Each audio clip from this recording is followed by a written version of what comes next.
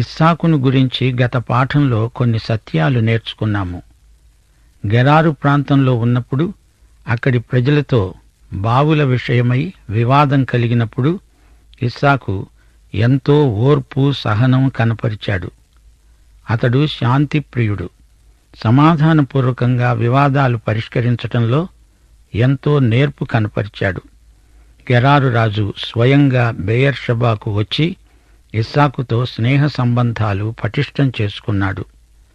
సువార్త ప్రకటిస్తూ సమాధానము చాటిస్తూ రక్షణ సమాచారము ప్రచురించే వారి పాదాలు పర్వతముల మీద ఎంతో సుందరమైనవి.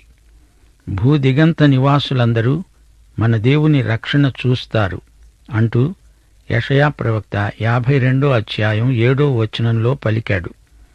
యేసు శాంతి శాశ్వతమైనది.